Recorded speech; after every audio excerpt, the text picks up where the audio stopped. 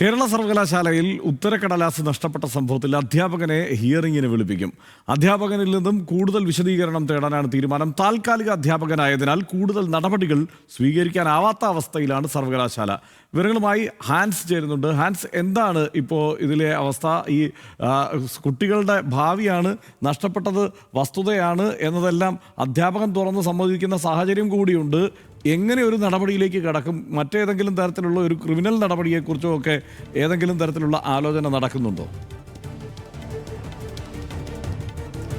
ഹർഷൻ, ഈ വിഷയവുമായി ബന്ധപ്പെട്ട് സർവകലാശാല പരീക്ഷ നടത്തുക എന്നല്ലാതെ മറ്റൊരു നടപടി സർവകലാശാലയുടെ ഭാഗത്ത് നിലവിൽ എന്തായാലും ഇല്ല. അതിൻ്റെ ഭാഗമായി തന്നെയാണ് ഞാൻ ഹർഷൻ നേരത്തെ സൂചിപ്പിച്ചതുപോലെ തന്നെ അധ്യാപകൻ ഒരു താൽക്കാലിക ജീവനക്കാരനാണ്. ആയതിനാൽ തന്നെ സർവകലാശാലക്ക് കൂടുതൽ നടപടികളിലേക്ക് കടക്കുന്നതിൽ നിർവാഹമില്ല.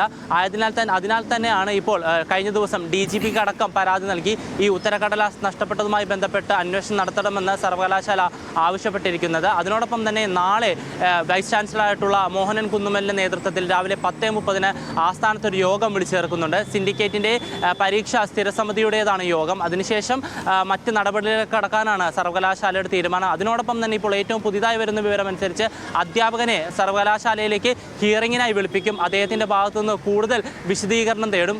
നേരത്തെ അധ്യാപകനടക്കം വ്യക്തമാക്കിയതുപോലെ ജനുവരി മാസമാണ് അദ്ദേഹത്തിൻ്റെ കയ്യിൽ നിന്ന് ഉത്തരക്കടലാസുകൾ നഷ്ടപ്പെടുന്നത്. ആ സമയത്ത് വാക്കാലുള്ള ഒരു പരാമർശം മാത്രമാണ് അധ്യാപകൻ്റെ ഭാഗത്തു നിന്നും സർവകലാശാലയ്ക്ക് ലഭിച്ചിട്ടുള്ളത്. അദ്ദേഹം നേരിട്ടെത്തി ഒരു വിശദീകരണം നൽകുന്ന ഒരു സാഹചര്യം ഉണ്ടായിട്ടില്ല. ആ ഒരു സാഹചര്യത്തിൽ തന്നെയാണ് അധ്യാപകനെ നേരിട്ട് വിളിച്ചു വരുത്തി ഒരു ഹിയറിംഗ് നടത്താനും കൂടുതൽ വിശദീകരണം നടത്താനും സർവകലാശാലയുടെ ഭാഗത്തുനിന്ന് നീക്കമുണ്ടാകുന്നത്. ഇതുമായി ബന്ധപ്പെട്ട് ഏത് ദിവസമാണ് അധ്യാപകനെ സർവകലാശാലയിലേക്ക് വിളിച്ചു ചേർക്കുന്നതെന്ന് നിശ്ചയിച്ചിട്ടില്ല. എന്തായാലും നാളത്തെ യോഗത്തിന് ശേഷം അതിലൊരു തീരുമാനമുണ്ടാകും. എന്തായാലും ഈ വരുന്ന 7-ാം തീയതി പരീക്ഷ നടത്താൻ തന്നെയാണ് സർവകലാശാലയുടെ തീരുമാനം. അതിൻ്റെ റിസൾട്ട് അതിവേഗം പബ്ലിഷ് ചെയ്യാനും സർവകലാശാല നീക്കമുണ്ട്. ഹർഷൻ, ഹാൻസ് ആണ് വിവരങ്ങൾ നൽകിയത്.